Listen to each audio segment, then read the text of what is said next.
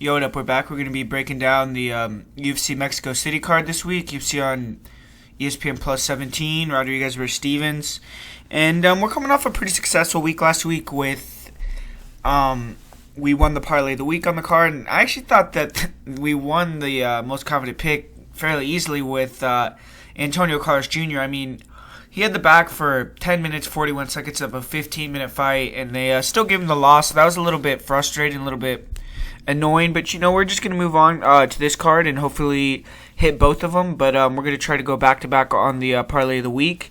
But make sure to comment, like, subscribe, check the video out on MMA Odds Breakers as well. But the first fight of the night is Claudio Puelles taking on Marcos Mariano, and it's a low-level fight. Claudio Puelles, he snatched victory from the jaws of defeat his last time out. He was completely dominated for 2.5 rounds. He almost got finished on more than one occasion, but pulled off a late third-round submission, and he hasn't fought in over a year.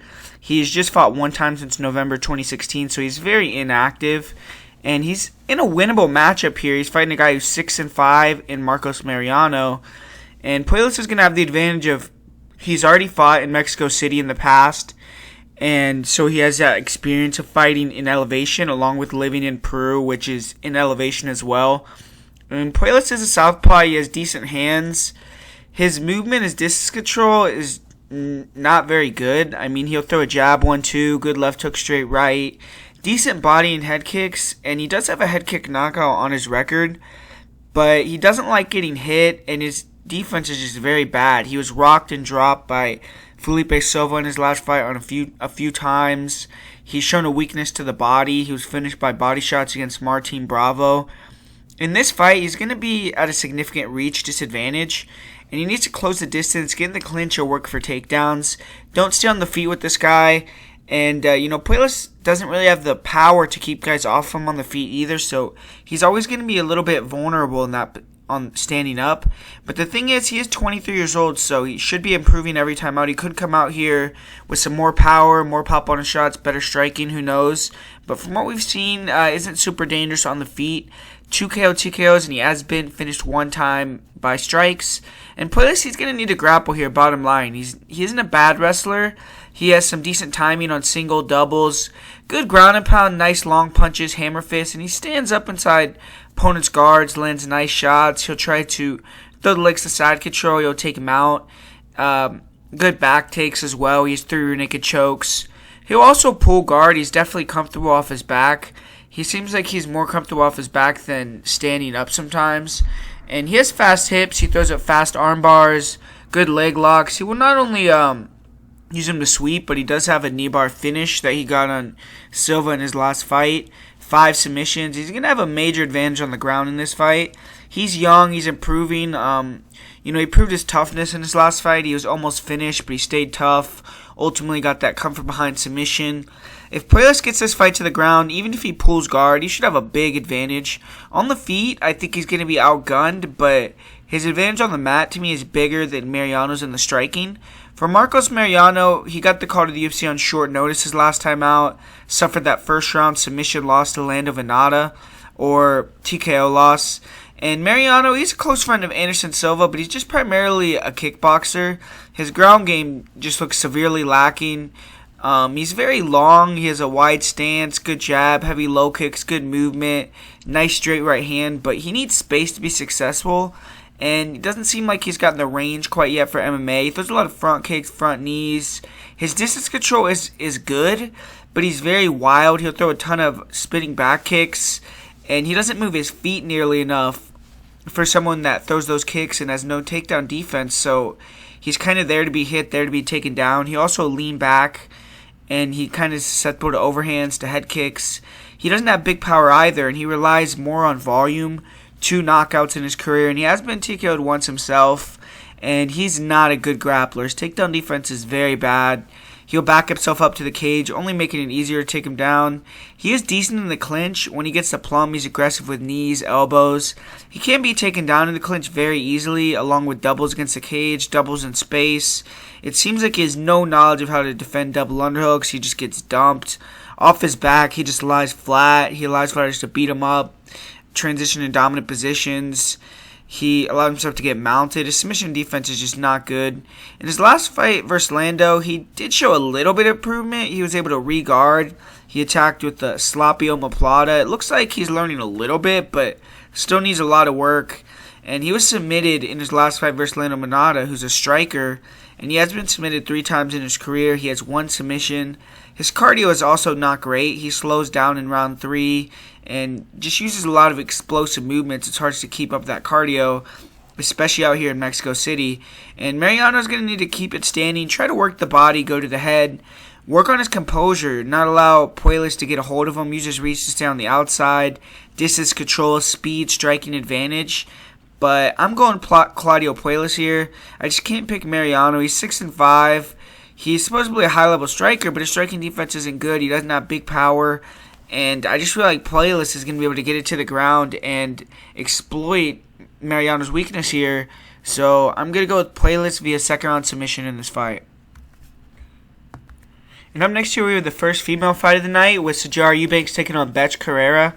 And Sijara Eubanks badly needs a weight here. She's had, multiple weight cut issues at 125. She returned to 135, and she did have a spirited effort against Aspen Ladd. It was one of the best fights of the year, especially female fights. But she lost a close decision. And this is the second fight at 135 in the UFC for her, the second fight with Mark Henry, Ricardo Almeida. So she is improving. It looks like she improved her striking in her last fight a lot, and I expect her to continue that progression. She is almost 35 years old, so she needs to get going if she wants to earn these bigger matchups. But she's getting a former title challenger who's falling on hard times here in Bethe. And Eubanks, she's aggressive forward pressure fighter on the feet. Both these fighters are used to control the center, so something has to give here. But Eubanks is the fighter with more volume, more diversity in her striking. She's lighter on her feet with faster hand speed, nice leg kicks, good 1-2s. She likes to close the distance with hooks, uppercut combinations. And Eubanks also likes to attack the body to close the distance into combinations. Pretty decent head movement in the pocket. She'll throw long combos, body head punches, and definitely has power. She backs fighters off in those situations usually. Aspen Ladd was willing to throw down with her, and Sijara also showed the ability to take it and, give it back, so that was good as well. She also throws some pretty dangerous head kicks, which Bethe has been susceptible to in the past. Eubanks is durable. She's never been finished. She's proved she could take it and give it. She did wear down in round 3 of her last fight, but Aspen Ladd keeps a killer pace. And I think in this fight, if someone is going to get tired, it's going to be Bethe Carrera. Eubanks has came down to Mexico City pretty early, I think 3-4 weeks, or 2.5 weeks actually to be exact. And I think Bethe just came early as well. So both these girls are coming in here prepared. But I feel like Eubanks has the better gas tank here.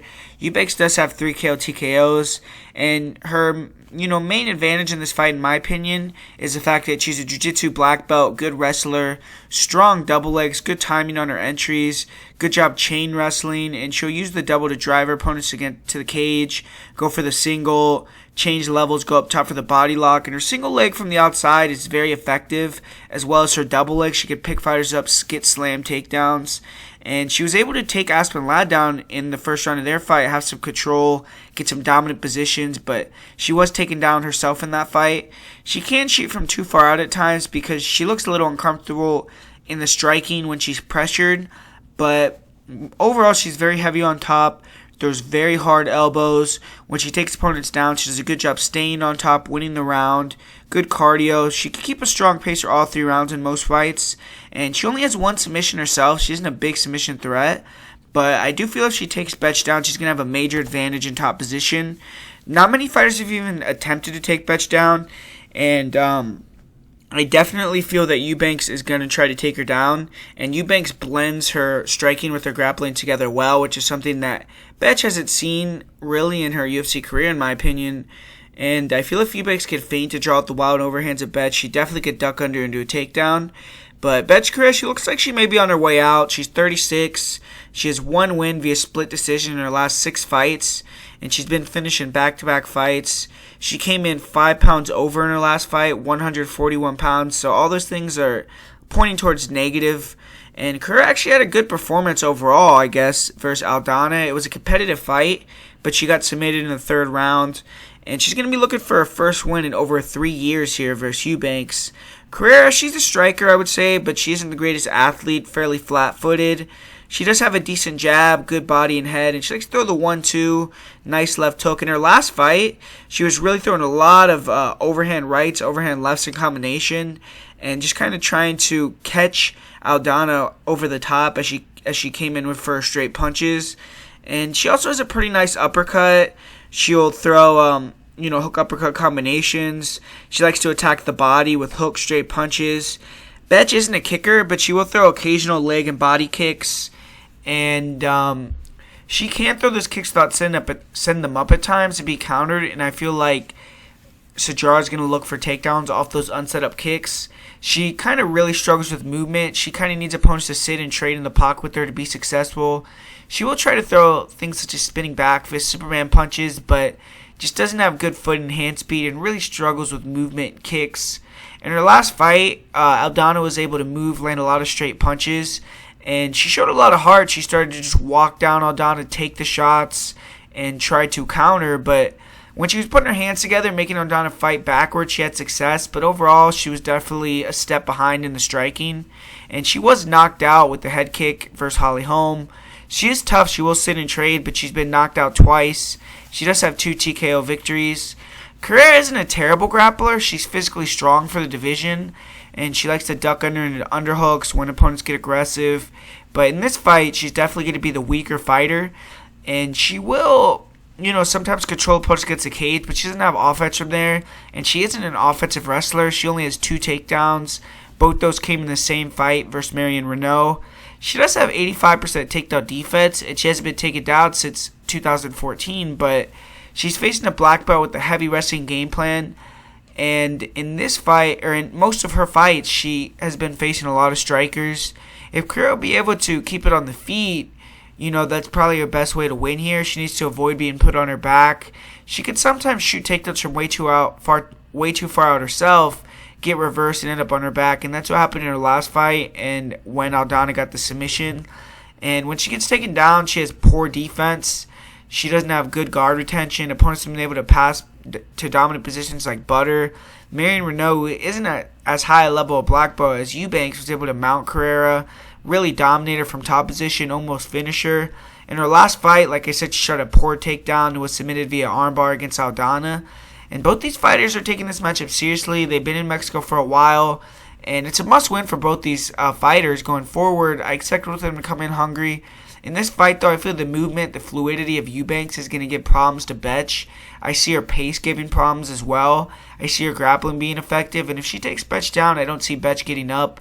I would be surprised to see Eubanks lose this fight. I'm not sure if she'll finish Betch, but I feel it's possible both by KO on the feet or on the ground. I don't see many paths to victory for Carrera. If Eubanks brawls with her like she did in her last fight, then it's possible Betch could win some exchanges. But I think the wrestling is going to be, the thing that prevails for Eubanks. And Eubanks doesn't need to engage in that type of fight on the feet either. I feel her hand speed is better. She throws better kicks. She throws longer combinations. And she's more durable. I just see Eubanks being the superior fighter and getting the victory here. So Sijara Eubanks is going to be one of my more confident picks on the card here. Good fucking lord. Oh, man. Okay. Up next here we got Paul Craig against Vinicius Moreira. And, this is a big fight. I heard the winner's going to get to fight Rashad Coulter for the bad motherfucker belt at 205. But, fuck, man. I mean, don't really have a big breakdown for this fight because I really don't really care about this fight. The thing is, Mamouche hasn't showed anything in the UFC. Went in there, got knocked out very quickly by Menafield and Eric Anders. Hasn't been able to get his takedown game going. And just his striking has just shown not to be up to par. And Paul Craig, he's one of these guys that's a weird guy where he's gotten some victories that you really thought he shouldn't have won. And some come from behind submissions. And, really fared well for himself in the UFC in terms of, getting the most out of his potential. But in this fight, I feel like Vinicius is probably better on the ground. He is a black belt. And we have seen Paul Craig, reversed, submitted by, lower level. I don't want to say lower level grapplers than Mooch, but I do feel like Jimmy Crute is not as good a grappler as Moreira in terms of pure jiu-jitsu. And, I do feel as if in this fight that Paul Craig maybe is going to try to keep it steady, man, and win a fight with the striking, because Moreira striking is just not good. I do feel like even though Paul Craig's striking isn't good, he at least is a little bit better with his hands. He throws those spinning back kicks, and I feel like his striking is a little bit better than Moreira's.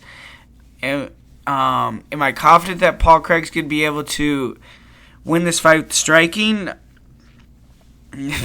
Not really, but I don't really think of Moreira. I just can't pick Moreira to take him down, get a submission.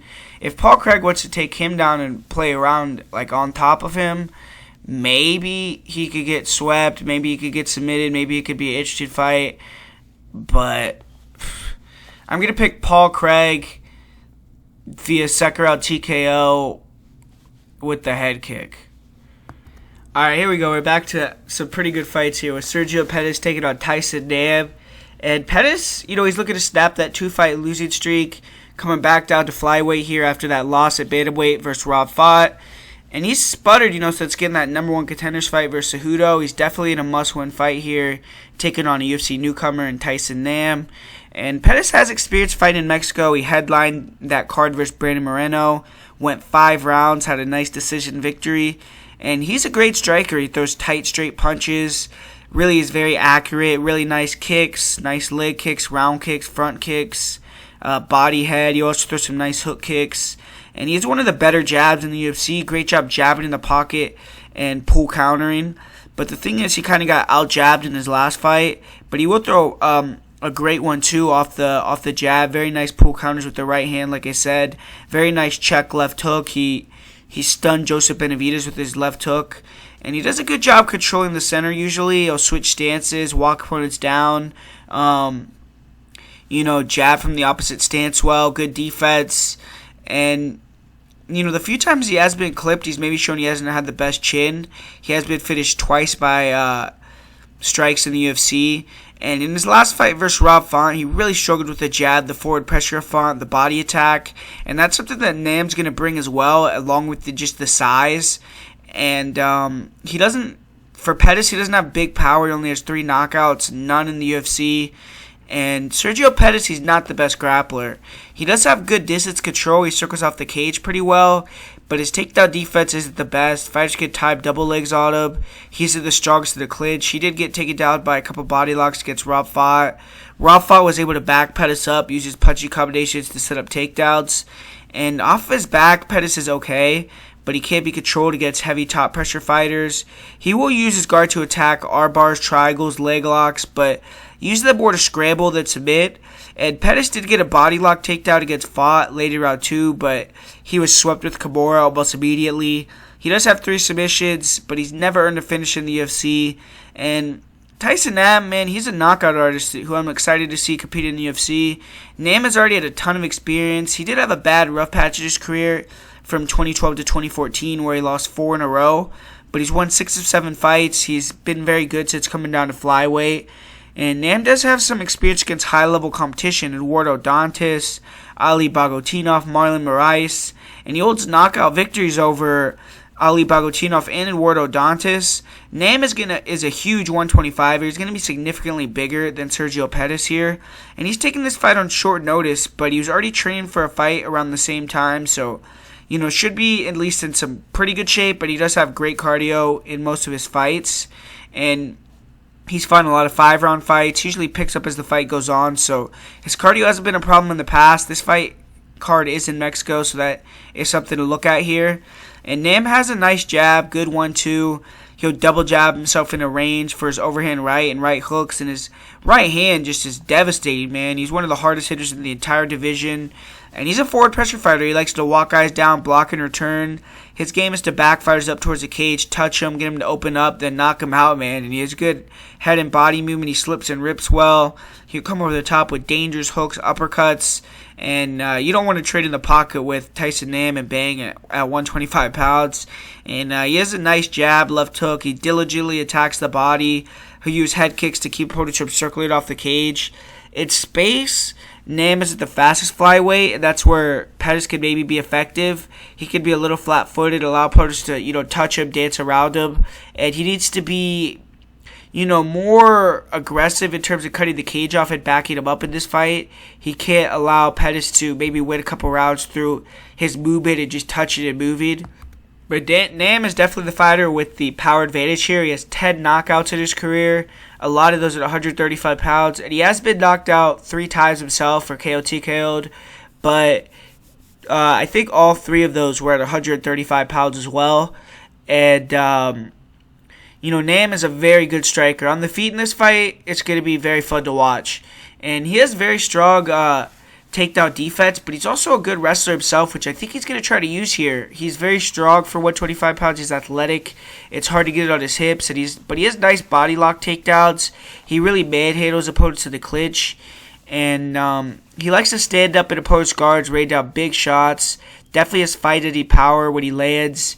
If he could use his forward pressure style, body shots and takedowns, he could slow the movement of Pettis and start to sit down on bigger shots when he becomes more stationary. And to me, this line is off. If Tyson Nam watched Pettis' last fight versus Rob Font, he has to think he can replicate a similar game plan. I see Nam getting hit more than Font did, but he could take it, and I feel he hits harder than Pettis. I think whoever gets off with the jab first is likely going to be the winner of this fight. I do feel Nam's going to try to mix it up, get some body locks along with attacking the body with punches to set those up. I feel he's going to be the one to back Pettis up and make the cage small. And unless Pettis can stick and move, keep the movement, and not make mistakes for 3 rounds, I see him losing this fight. Overall, I see Nam getting a couple takedowns, landing some big shots, working behind the jab, attacking the body, landing the flashier, more powerful punches. And we've seen Pettis get hurt and finish before. Nam has some of the best power at flyweight. So I'm going to say Nam via decision, but I would not be surprised to see him get a KO, TKO victory either. And I'm going to go with the upset here and pick Tyson Nam to get it done. And up next here, we have the first of the Alliance crew down there. They all went down to Antrim Gym. So Angela Hill, she's been taking this fight seriously for sure. She's been down in Mexico for a month now. And she's going to be taking on a UFC newcomer in Ariane Carnelossi. And Angela, she's making a quick turnaround here. She's kind of on the quest to be the female Donna Cerrone. 4th fight in 2019. And she lost a close fight in her last fight to a good fighter in Yan Xiaonan. She has lost 3 of her last 4 fights, so she definitely needs a victory here against this newcomer. It's a must-win fight. And, we all kind of know about Angela Hill by now. She's a quick, good striker, good movement, good blitzes, good feint. She mixes in a lot of kicks to the body, high kicks, really good leg kicks to finish combinations. She has a really nice right hook, good jab right hook, uppercut right hook combination. She'll attack the body with punches, kicks. Very good at mixing up the target. And she throws a left hook to a leg kick combination. She's good at moving her head, and she, will slip and rip with combinations very well. Very good at seeing kicks coming, parrying them, blocking them, returning. And she has very nice head kicks herself. And she's very good early. She's extremely fast. She keeps a heavy volume out there. Her in and out movement is blazing. And she's always pressing the fight going forward, throwing a ton of volume. And she definitely fights at a very fast pace. But she slows down a little bit as the fight goes on. And she can get caught against the cage, or kind of her footwork slows a little bit.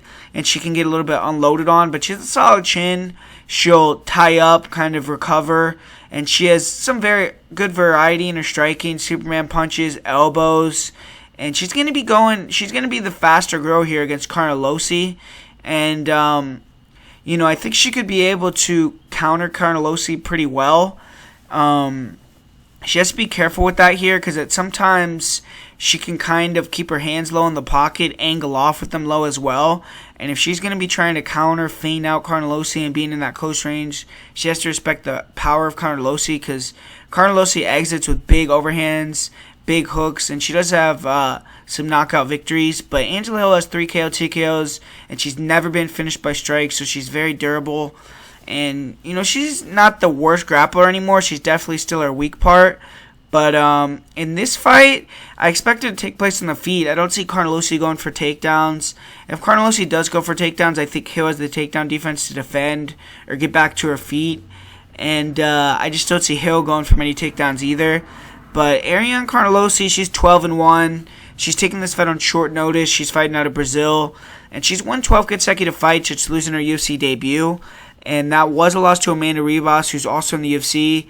But this is going to be Carnelosi's first fight out of Brazil, her first fight against a high-level fighter in the UFC, and on short notice. So in Mexico City, those are a little bit of red flags there. But Carnelosi, man, she's very aggressive. She's jacked. She's very physical. Her striking is not very technical. She's just a seek and destroy fighter, constantly coming forward, plotting in, willing to trade in the pocket. She will throw some solid leg and body kicks, and she, throws power in her hands and her kicks. She will throw some nice 1-2s. And when she lands her right hand clean, it definitely has power, can rock opponents. She'll close the distance with some sloppy hooks, overhands. There's a lot of shots wide. Fighters can move and counter, piece her up.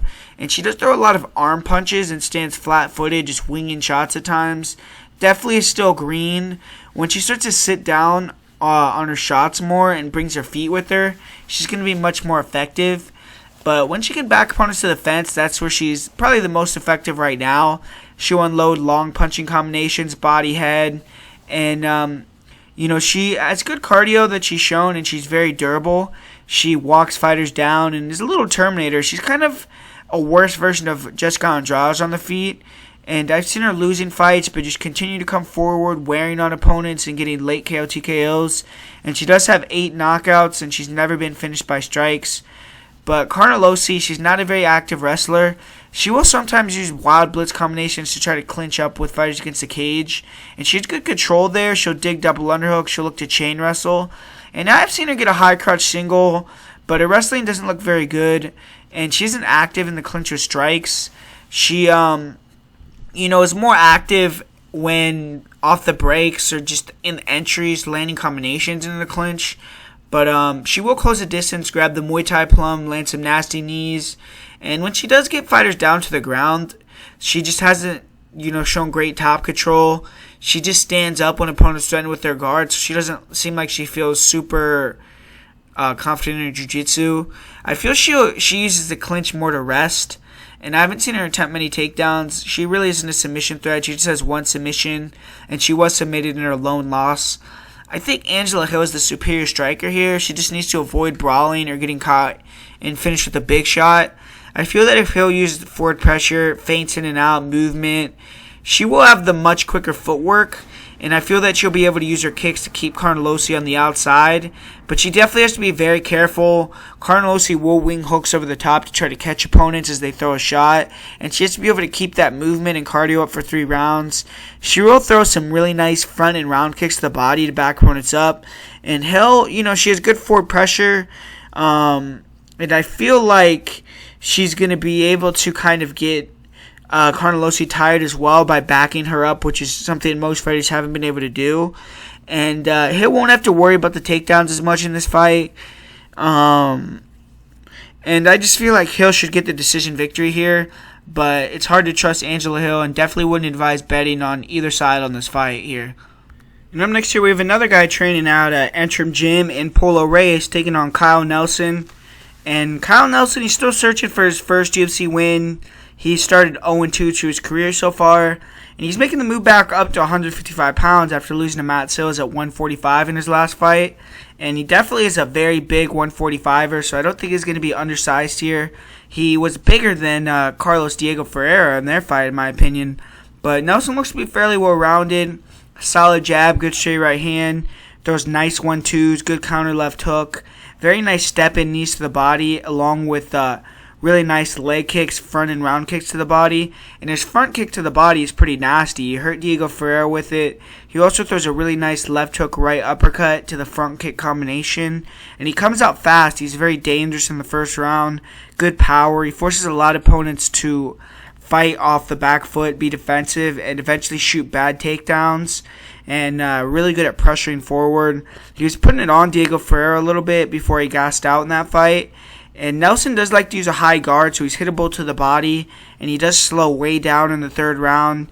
He was hurt in his fight against Matt Sills with the shot behind the ear, but he was able to recover. And he does have 3 KO TKOs all in round 1. 6 of his 8 finishes overall are in the first round. And he was finished via submission in his last fight. But Nelson is a solid grappler. He doesn't really go for takedowns very often or the clinch. He will shoot some reactive double legs on occasion. In his last fight, he did land a nice reactive double leg on Mount Sales. He was able to also use the single leg to circle to the back, take him down against the cage. And I feel in this fight, he has to have noticed a poor takedown defense of Paulo Reyes and try to exploit that. If he can get top position, I could see him having a lot of success. And he has good takedown defense. He'll reverse to take top position. He does let fighters get in on his legs against the cage.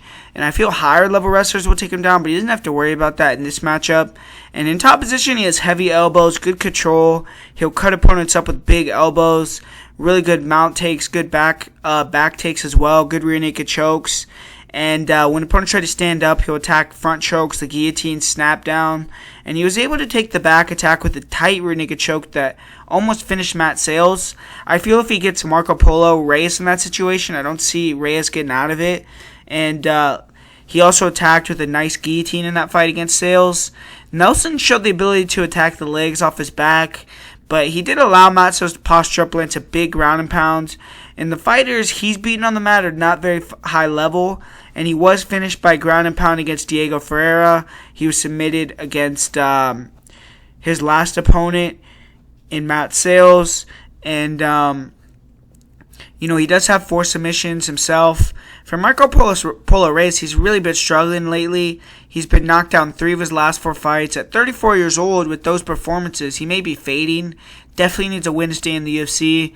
And he's a very one-dimensional fighter. I feel like I've said this before, but he's purely a boxer brawler, man. I mean, he's a forward pressure fighter.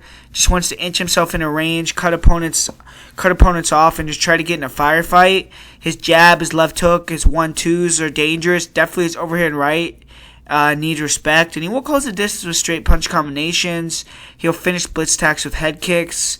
And he'll attack the body. In the pocket, man, if you trade with this guy, he's dangerous and he can knock you out. He definitely has brutal power in his right hand. But, he struggles with movement. He'll try to double jab in a range, blitz in, but he's just not that fast. He doesn't have kicks. And fighters with solid kicks can pick him apart all night. Fighters that can move on the outside can pick him apart. And he's heavy on his lead leg. He's susceptible to leg kicks. He'll also take a shot to give a shot. And his chin is going. He's won 7 fights via KO TKO, but he has been finished 5 times by strikes, and his chin is questionable. Reyes is not a good grappler. His takedown defense is not good. He lost fighters in deep on his legs, especially with doubles. He will try to stuff the head, but most of the time he ends up on his back. He has 30% takedown defense, and he can be taken down with body locks easily. Really, any takedowns in space he struggles to defend. He's better at defending takedowns when he's against the cage. He can use the cage to change position, create scrambles. He was able to do that against Jason Novelli, but, Novelli isn't a high-level fighter. And his top game is not dangerous. He isn't a passer. He'll just try to posture up, land punches, and, just doesn't really have great top control. He doesn't have great submission defense. If fighters are able to use their guards to, tie him up, negate damage from happening. And when he's on his back, his defense is just not good. He's quickly mounted in a lot of fights. He was finished with ground and pound against Damir Hadzovic, knocked out very quickly against Drew Dober. And he doesn't have a very good guard. Fighters could pass it easily. Jason Novelli was able to take his back. Damir was able to mount him, pound him out, take his back as well. And he has been submitted 2 times. He has 1 career submission. For this fight, if it wasn't in Mexico, I would definitely favor Nelson heavily. Nelson is the superior fighter, but his downfall so far in his UFC career has been cardio. He is moving back up to 155 pounds, so that may help him with that. But he's still gassed out at 155 versus Diego. And I feel the distance control of Nelson is better. Reyes has been finished in 3 of his last 4 fights, so you have to start questioning his durability, his confidence. I think Nelson hits hard, and he's able to land clean. The lights may go out for Polo Reyes. Nelson needs to use his front kicks, back Reyes up, go for the takedowns. If he gets top position, he's going to have a big advantage with his elbows, with his ability to take the back. And I'm going to say Nelson via second round rear naked choke. And I'm pretty confident in him winning matchup-wise, but the location does throw a little bit of a monkey wrench into things. But I can't pick Polo Reyes. I just do not think he's very good. I actually think he's one of the worst fighters on the UFC roster. So if Kyle Nelson doesn't get the win here, then definitely needs to be cut, and I feel like he should be able to do it. And I actually am fairly confident that he's going to get it done here. So I'm going to go with Kyle Nelson to get the victory here.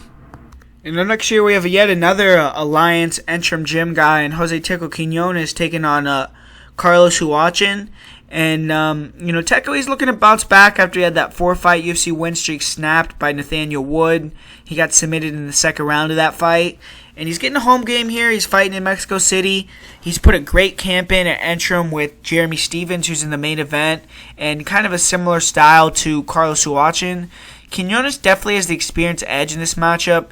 This is going to be his 7th UFC fight, and his 3 losses have all come against high-level opposition in Davi Ramos, Alejandro Perez, and Nathaniel Wood. And his loss to Perez was due to a foul also. He clearly won 2 rounds of the fight, but he was docked 2 points for an illegal headbutt. He also has a victory over Alejandro Perez.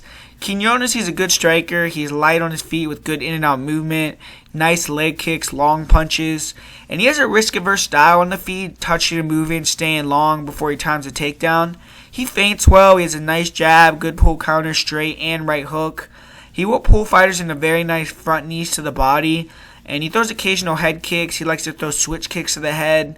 He throws nice front kicks to the body and head, nice round kicks to the body. Quinonez will pick up the pace and pressure as the fight goes on. He's still smart in how he attacks, but he'll walk opponents down more, starts to switch stances, force him to backpedal. Quinonez can sometimes get caught as he tries to blitz in. He can overextend on his punches, leave himself exposed for counters. Quinonez can also lean back without moving his feet, and he can raise his chin high, expose himself in that way as well. And he has been dropped in multiple fights, but he has great cardio, recovers very quickly, and he isn't the easiest guy to hit, but his defense does need a little work. Training with Jeremy Stephens, I feel is a good look for a power puncher like Huachin, and Quinonez has just got finished one time by KO TKO versus a 155er and a 170er in Davi Ramos, and these guys are fighting at 135 pounds. He isn't a big knockout threat. He definitely is a point fighting style, 2 career TKOs, and he's a very proficient grappler. He's active seeking takedowns. I see him doing that here. Quinonez will bounce around on the outside until opponents close the distance for him, and then he safely gets in on the body lock or the single or the double. Very good trips. He'll use a shot on the legs to come up into double underhooks where he's very proficient with body lock, trip takedowns. He's long. He uses his length well to get fighters to the ground, and controls well against the cage and the clinch. Good knees to the body. He also catches kicks, uses that to get takedowns. On top, he's heavy. He transitions well. Good back takes, controls well from there with the body triangle. He's the most active with submissions, and he's more about control. His cardio, his ability to continue to wrestle and push the pace is what pays dividends later in fights. He sometimes can struggle to hold down fighters early, but he won't slow down, and as the fight goes on, he has more success with top control. His takedown defense does look a little questionable. He was taken down by Terusa Ishihara, but he bounced right back up to his feet. But he was submitted in his last fight against Nathaniel Wood. Quinonez was able to take down Wood early with a body lock. He had some nice control from top position, but he did get swept eventually. And when Quinonez did get taken down in the second round, he gave his back trying to stand up and was submitted shortly after. I don't expect him to have to worry about takedowns in this matchup, but Huachin has shown the ability to jump on the back and grab rear naked choke, so Quinonez can't be sloppy in the way that he stands up. And Quinonez has one submission. He was submitted for the first time in his career in his last fight. For Carlos Huachin, he had a tough task for his UFC debut. He had to take on a rising contender in Raoni Barcelos, but he fared well.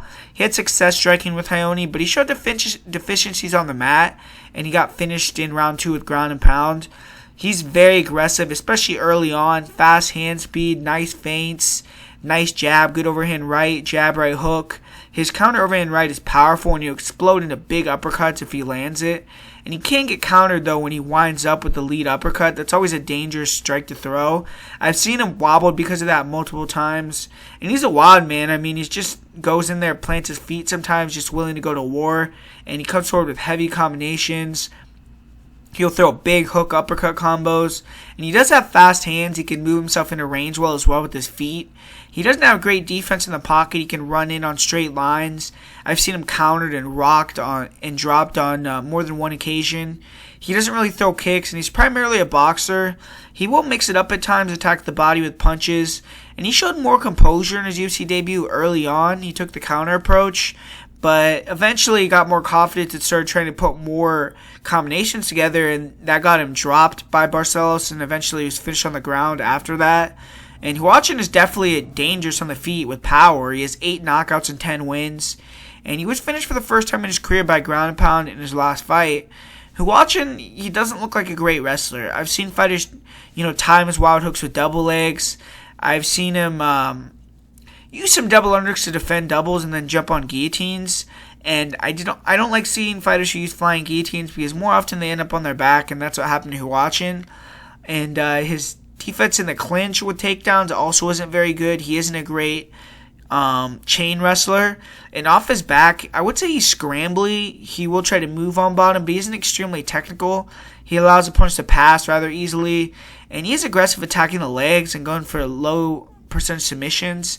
But I've seen a fight versus Bruno Pereira where he was taken down and looked to kind of rush and tap into leg lock, which made his opponent kind of break the hold, and Huachin took top position. And the ref didn't stop it, and his opponent was clearly frustrated, talking, and Huachin eventually took the back after a rear naked choke later in the fight. But Pereira, his opponent kept dropping for leg locks, and he was really giving Huachin opportunities to scramble where he could have just stayed heavy in top position, in my opinion. And, he was taken down, but Huachin was taken down multiple times by Pereira and did spend time off of his back. And when Huachin was dropped by Barcelos, he was dominated on the ground. He could not get back up off his back. He got his guard passed multiple times, failed to control posture, and he really just got beat up, eventually finished. He allowed Barcelos to take him out multiple times, take the back.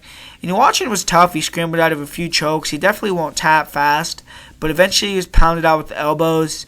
And he's never been submitted. He does have 2 career submissions himself. But in this fight, I think Quinonez will be able to grapple up Huachin most likely. He has to be wary of the power and, like always, not engage in brawls, do his thing of moving, sticking and moving like the Alliance guys do.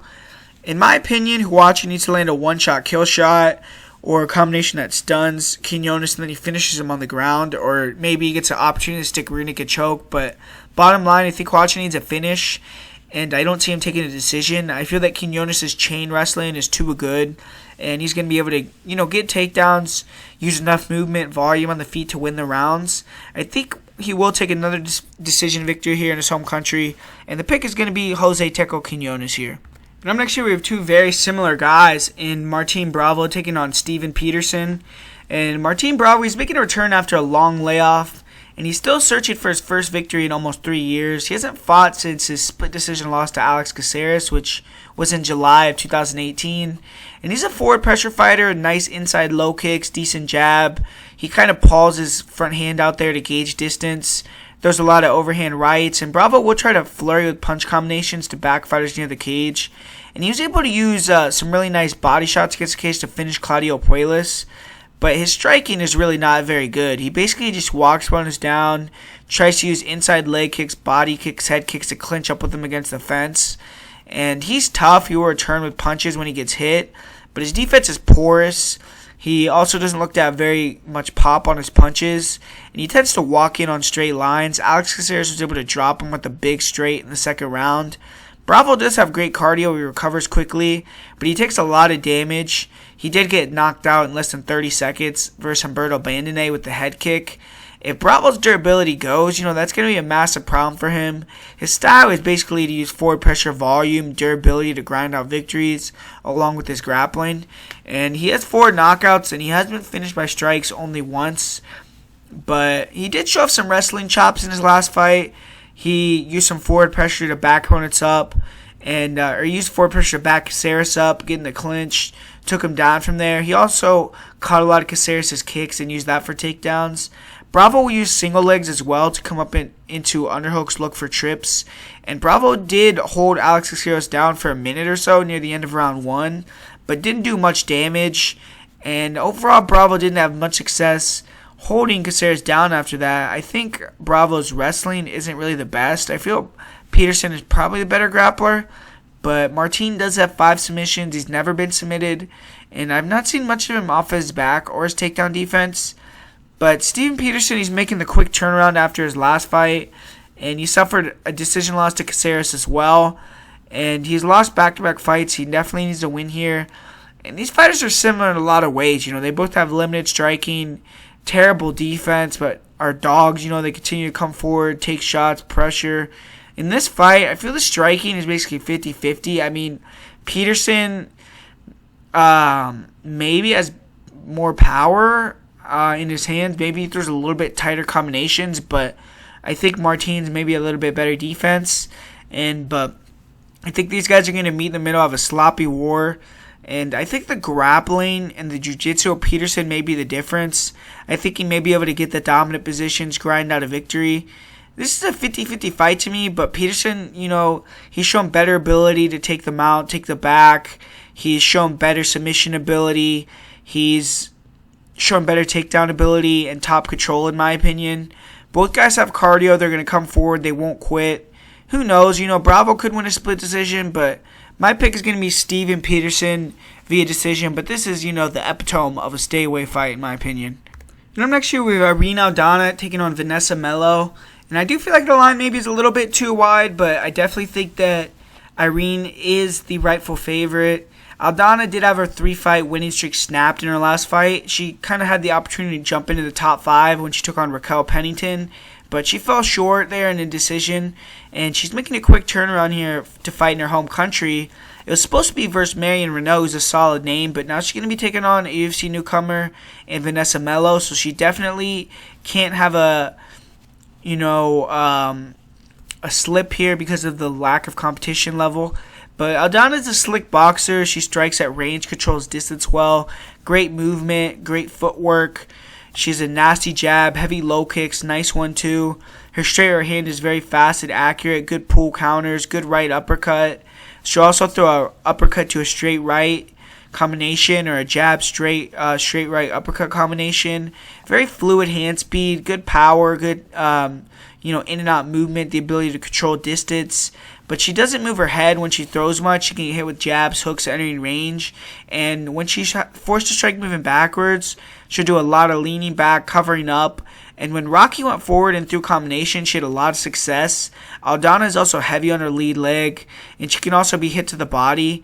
And Aldana in this fight, though, is going to be significantly faster with her foot speed, and she needs to try to fight long. Aldana isn't much of a kicker, but she will throw some good leg body kicks, and she throws in a lot more front kicks in her last fight. And she should throw those here as well. Aldana is good at staying in the pocket, countering with combinations, but when fighters force her to fight moving backwards, she lacks pop, and fighters are willing to eat her shots to walk her down, which in this fight she can't allow that to happen. She has 5 career knockouts. She has been submitted twice or TKO'd twice, and I think she's a bit on the chinny side, but she is tough and very physically strong, good in the clinch with knees, elbows. She is just 2 for 4 on takedowns in her UFC career, but she has solid takedown defense, great job digging double underhooks, reversing the top position. She showed that in her last fight where she sprawled on a bad takedown attempt, took the back a bench, and eventually locked in a belly down armbar. And she's good in the scrambles, but she can't be controlled against a cage, and she can be taken down by fighters who can set up takedowns with strikes. She also is taken down multiple times by Toledo Bernardo, which just isn't a good look. She does have good get-ups, though, and I would say overall she's a decent grappler. She was able to defend almost all the takedown attempts of Raquel, and when Raquel did take her down, she was aggressively looking for leg locks. Aldana does have good cardio, and she needs to push the pace here versus someone coming in on short notice.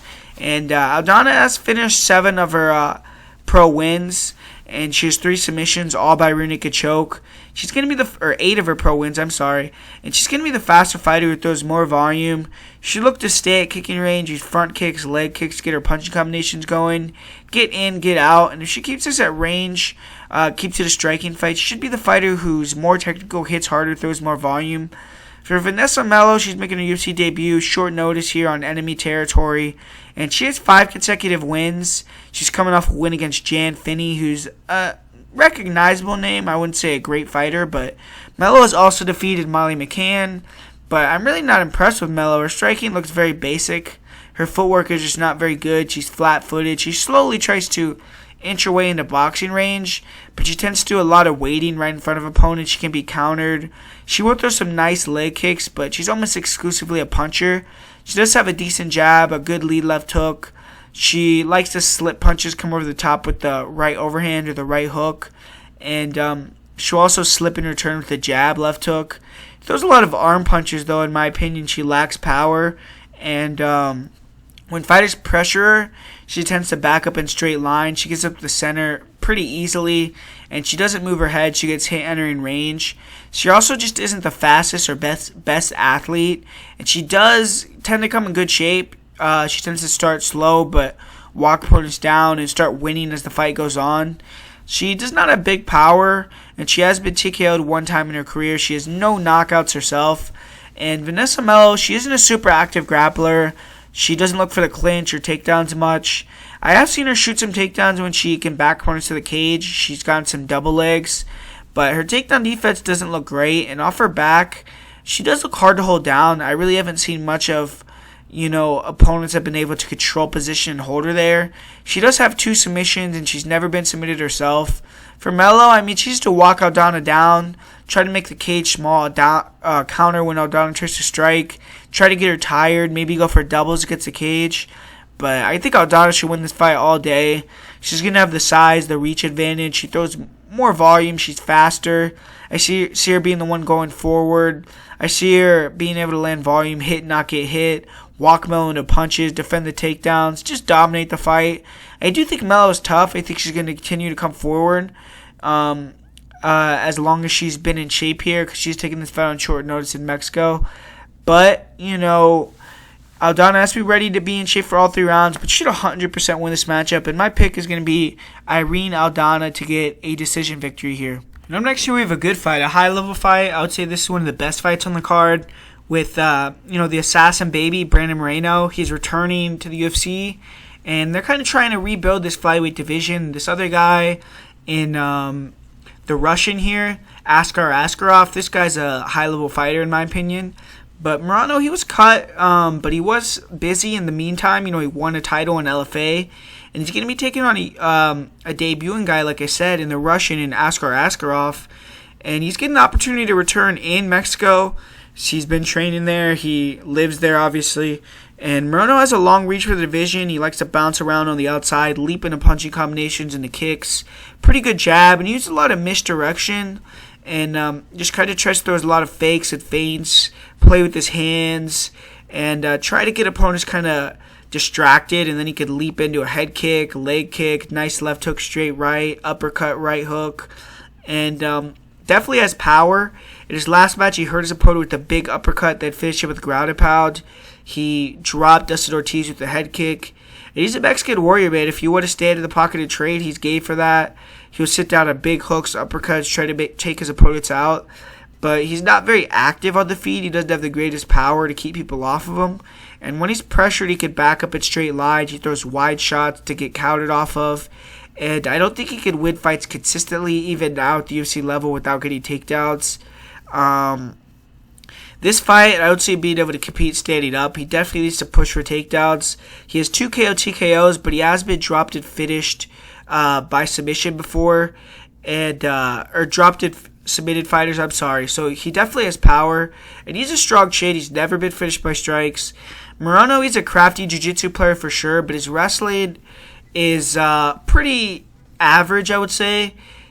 Sometimes he can get some well-timed double legs or clinch takedowns. He will try to pull guard at times and lure opponents into top position.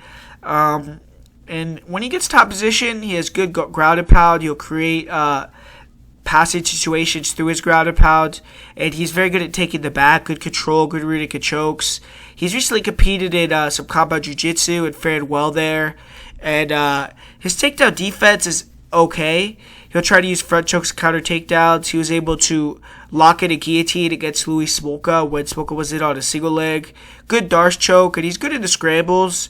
He jumps on submission, sweeps off his back well. He'll attack with leg locks, arm bars, triangles. He has 10 submissions and has been submitted just one time. And in his last fight, he did beat a former Olympic wrestler from Cuba in Perez. So that was a pretty big-time win, but he did get taken down multiple times in that fight. For Brandon Moreno, he's going to need to keep heavy pressure in this fight, get in Askarov's face, make him skirt the cage. Needs to look for takedowns, put Askarov on his back. For Askar Askarov, he's an undefeated Russian prospect. He's 10-0. This will be his first fight in the UFC, his first fight in North America. But he has been in Mexico City for about 3 weeks by fight time. So he has been down there for a little bit to acclimate. And he's faced some tough competition. He definitely looks like he's ready for the UFC stage. This is his first fight in a little over a year. But he's a very fluid striker. He likes to play the outside game, start, and use a lot of kicks. He has excellent feints. He's very fast. Really nice leg kicks, both inside and outside. Really a good jab as well. He'll throw nice left hooks, really nice 1-2s, good overhand right, good head movement, slips and returns very well with straights and hooks.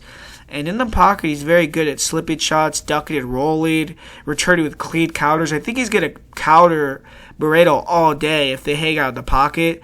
And he has power in his hands. When he can walk fighters into his shots, and once he gets his reads, his timing, he will start to walk them down. And he's very methodical. And he doesn't throw a ton, but when he does, he's accurate, he's powerful. He's very good at landing a punch while grabbing a leg at the same time, getting the takedown, which is very unique. And he does hold his hands a bit low. I've seen fighters be very aggressive with him early, have some success with blitzes. But overall, he has good defensive movement. He doesn't get hit much at all. Good head and body movement. He's superb at catchy kicks. Very confident. Obviously, he's undefeated at 10-0, so he's never been finished. 3 KO TKOs. And he's a dynamic submission grappler. He pulls off submissions in fights most fighters don't even know how to attempt, like twisters. And he's a very strong wrestler and a boom man. I mean, very physically strong for the division. He muscles fighters around in the clinch. Excellent at getting the tight waist, circling to the back, landing suplexes. He'll push his way into the position excellently, or punch his way into the position, Blend striking and grappling very well. Excellent at catching kicks to get takedowns, along with foot sweeps. And on top, he's very heavy, loves to take the back, strong control for the back, sticks submissions very well. Very good defensive wrestling, and even if he does get taken down, very good off his back. He's a dangerous guard. He throws up a lot of submissions, looks for sweeps. Very hard to hold down. Very good front chokes when opponents do try to take him down. He puts fighters to sleep with darces, anacondas, guillotines. And whenever I've seen him take it down, he immediately looks for the double wrist lock from inside his guard. Great grip strength. He can not only manipulate posture, but sweep and finish with that, which is very impressive. And he does have 7 submissions in his career. He's finished all 10 of his pro wins. And I'm going with Askar in this fight, and fairly confidently, or very confidently. He's a better fighter everywhere. I expect him to mix it up. Even in Morono's last fight, he won, but he was being taken down pretty easily. And the fighter that he's fighting against wasn't setting the takedowns up the greatest with his punches. And Morono is a warrior. He's continued to come forward, put pressure. He does have some power. It makes him dangerous, but he likes to be at range too much. He tries to leap into wide shots, where Askar's tighter with the shots. I see Askar being able to get takedowns easily as well, take the back. I expect this fight to be similar to Pantoja versus Morono too. Except I expect Askar to be hit even less, and maybe even get a little bit more top control time. Unless Askar drops the ball majorly here, he should definitely win. Morono is an opportunistic finisher, but I would be surprised to see him finish a smooth operator like Askar Askarov. And I think Askar Askarov just has to mix it up, do his thing. He just uses counter punches, jab to catch Morono as he gets inside, and should easily be able to get takedowns, control from top position. And I just think he's the way better fighter here. And I think he could be a top 10, top 5 fighter right away in the division. So my pick's going to be Askar Askarov to get the victory in this fight. Now next here we have the co-main event with Alexa Grasso taking on Carla Esparza. And Alexa Grasso is going to be looking to build off that performance that she had against Karolina Kowalkiewicz. And that was on pay-per-view. It was a great fight. And she's getting the opportunity to take on a former champion here in Carla Esparza. And it's a big opportunity here because, Carla Esparza is someone that's cemented herself as someone that's kind of a gatekeeper to the top 5 of the division. And if she can beat Carla Esparza here, I think that she's going to be able to kind of push herself into that position as well. And I see her being the clearly superior striker here. The fighter who throws better combinations, has more speed. And on the feet, I definitely see Grasso having a major advantage. Grasso is very young as well. I mean, she's 26 years old. When she came to the UFC, she was 22, 23 years old. And she was, more green than she is now. And I think that her takedown defense is better than it was before, and I think that it was already pretty good. I think she's going to be able to deny the majority of Esparza's takedowns, maybe even put Esparza on her back. She should lay off the kicks in this fight, use her hands almost exclusively to win. I don't see Esparza taking her down unless she could time a really nice entry on a double leg or catch a kick and dump Grasso. I feel Grasso has heavy enough hips, good takedown defense, keep it standing. When she fought Reina Marcos, who I think is a similar fighter to Esparza, and she does have a win over Esparza, she was able to reverse a lot of Marcos' takedowns with the underhooks, take top position, and I think she's even better than she was back then. And even if you put her on her back, I see her threatening enough to make it interesting, being able to scramble back to her feet.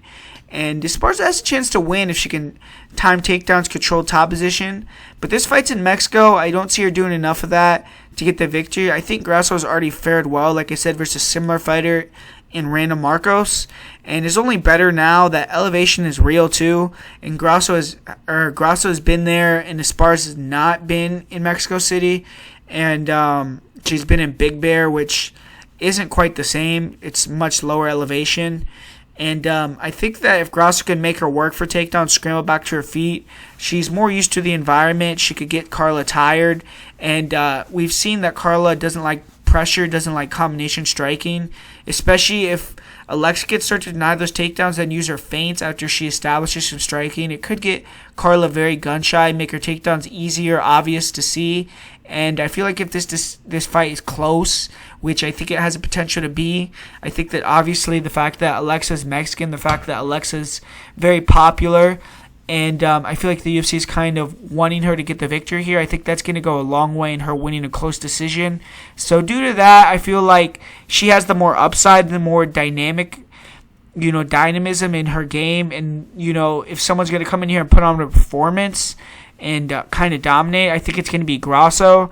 And if the fight's close, I think that the judges more lean towards Grasso. So due to that, I'm going to pick Alexa Grasso via decision in this fight. But I kind of agree with the line. I really wouldn't bet on it here. And I'm not extremely confident in Grasso or Esparza to get it done. I kind of feel like this has split decision kind of written all over it. Man, in the main event here, we have a great fight with Yair Rodriguez taking on Jeremy Stephens. And Yair, man, he's coming off one of the most miraculous wins in UFC history. He was 1 second away from losing the decision before he landed that insane elbow that put Korean Zombie to sleep. And this is going to be his first fight in 2019, but I think it's good he took the time off. The fight with Zombie was a Fight of the Year candidate, and he did take a lot of damage. And Rodriguez, he's a dynamic striker. He's going to fight in his home country here. So he's going to be the guy that probably is favored to win on paper. And he's one of the most fun fighters to watch in the UFC. He has strong low kicks. I think he needs to use those to circle off, stop the forward motion of Stephens.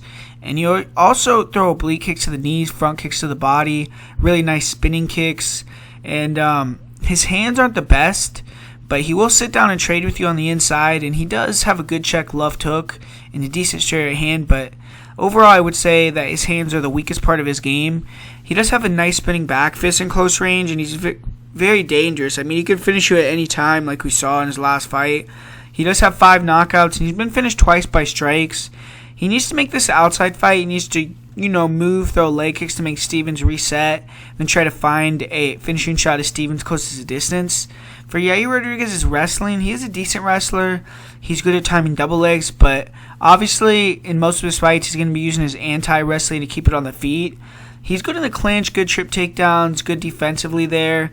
He didn't show good double leg takedown defense or single leg takedown defense when Frankie Edgar got in on his legs.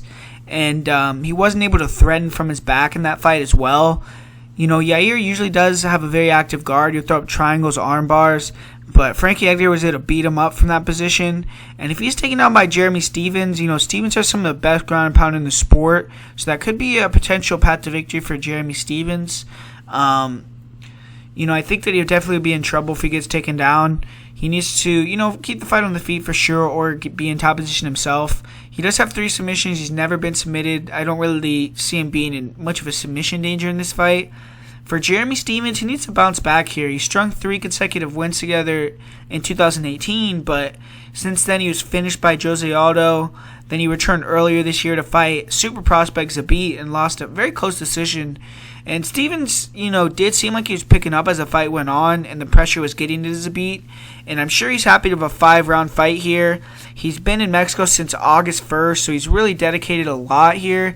He's also taken some time out, gone and trained with Tony Ferguson, where he's been saying, his footwork. Tony told him his footwork sucked, so he's like, okay, well, how can we improve that? And they've been working on a lot of footwork. He said Tony showed him a lot, and he was saying that they would work out for 6.5 hours a day, then go on mile runs at 1 in the morning, and he was talking about how Ferguson was telling him he was in great shape. So, I think he's going to have phenomenal cardio in this fight, even in Mexico City. I expect it to be a high-paced fight from Stephens. And Jeremy Stephens, he's a seek-and-destroy type of fighter. He arguably has the most power in the division. He's very durable himself. He's constantly marching opponents down, switching stances. He will mix in heavy low kicks to try to slow your movement as well as cutting off the cage with the stance switching. Very good jab. He'll double jab his way into range. Really nice double jab too, double jab overhand right. He'll attack the body with the same combinations as well. And he likes to close the distance with straight punch flurries and then go to the head. He'll fake the body shots, throw heavy uppercuts. Nice left hook overhand right. He has good head movement. He'll slip the jab, come over the top with heavy right hooks, overhand rights. And he's just a bruiser, man. He's willing to sit in the pocket, take one to give one. You saw this very noticeably in a recent main event of his where he was dropped in exchange for Josh Emmett, but proceeded to get up off the canvas and then drop and knock out Josh Emmett emphatically. And he will use spinning back fists to catch opponents. He'll circle. He'll catch him circling off the cage with that strike. And he'll also throw some nice jump knees as well when he can back fighters up against the cage. And I expect his whole game plan in this fight to be predicated on making Rodriguez go backwards, jamming his kicks, trying to get him to fight with his back near the cage. And when Stephens gets opponents stationary against that cage, that's where he's dangerous to dynamic. That's where he can dig those shots to the body, then start coming to the head. That's where he has those flying knees, those head kicks, and that's where he gets a lot of his highlight reel knockouts. In this fight, I see him trying to use his hands, his leg kicks mostly, walk Yair down, stay tight, make him fight off the back foot, turn up with combinations when he cuts him off. Stephens can overextend at times, and he falls in love with his power. His forward pressure style also always gives him the chance to walk into something, but his chin has been granted over his career. He did get finished recently with a body shot versus Jose Aldo, and maybe it's a good idea for Rodriguez to target the body and try to take him out that way. But Stephens didn't slow down one bit in his last fight versus Zabit after he took a lot of shots as well. And if he can keep that same pace in this fight, except for 5 rounds, it's going to be interesting to see if Rodriguez can keep that pace, because Rodriguez was gassed out in round 5 of his last fight versus Korean Zombie. And Zombie let him off the hook a little bit by giving him high fives, hugging him. That fight was on short notice, so I'm sure Yair is going to be better prepared here. But, Jeremy Stephens did have Zabit looking up at that clock in the 3rd round. And if he sees Yair tired, he's not going to be looking to high-five him here. He's going to be looking to take his head, in my opinion. And he has one-punch knockout power, 19 knockouts. He has a great chin. He's been finished by Caio Tico twice in his career. He was knocked out by E.S. Edwards. Jeremy Stephens is probably going to be the better wrestler in this matchup, but I don't see him using a game plan of offensive wrestling. I don't expect him to have to worry about being taken down. Zabit was able to win round 2 versus Stephens by taking him down, taking his back. And Stephens was able to defend the takedowns initially, get back to his feet, but Magomed Sharipov is very long. He has excellent riding ability with his wrestling. And Stephens made Zabit work to get the takedown. He didn't take a ton of damage on the ground. And I do think Zabit needed the wrestling to rest because he looked tired late in the 3rd round. If Yair is gassing due to that forward pressure, I don't think he has the option to grapple with Stephens. And Jeremy Stephens will look for cage control or double leg takedowns if he's getting outclassed on the feet. And he hasn't really had to resort to that in a long time, though. One of the most dangerous aspects of Stephens' game is definitely his ground and pound. When he drops fighters, he gets on top, man. He has ruthless ground and pound. He rained on brutal hammer fist elbows. He puts fighters out cold. He knocked out Troy with nasty ground and pound. He broke several bones in the face of Josh Emmett. If Rodriguez is on bottom against Stephens, he better be ready to control posture as best he can, man, and try to survive. But I see this fight being a bout of attrition. I think that early on, the kicking game and movement of Yair is going to play a factor. I think he should attack the legs like Renato Moicano did. And he's always live to walk Stephens onto a big shot like we saw versus Zombie. Korean Zombie didn't really pressure Yair like I expect Stephens doing. He more respected the dynamic skill set of Yair. I'm not sure if Stephens is going to do that. It may cost him if he walks into something. But I could see Stephens maybe coming in with a game plan to look for takedowns, win with ground and pound. But more than likely, I see him trying to use that Mexican-style fighting, walk Yair down, chop the legs, try to break Yair with forward pressure. And Yair's hittable in boxing range. If they're in boxing range, he took a ton of shots for Zombie, and I don't think his chin's going to hold up taking the same amount of shots versus Jeremy Stephens. Definitely has to stay out of that danger zone. Stephens isn't the fighter you want to test your chin out against for sure. In this fight, I see him coming down to if Yair can build up an early lead or get a knockout early, or if Stephens steals the fight in the back half or gets a knockout himself. Both these guys are definitely capable of getting knockouts, even in the 5th round, in my opinion. I think that concept forward pressure Stephens, forcing Yair to move backwards, will wear on Yair as the fight goes on. I see Stephens being more and more effective as Yair starts to get hit in the later rounds. I just favor the basics, the grittiness of Stephens over the dynamic attack of Yair.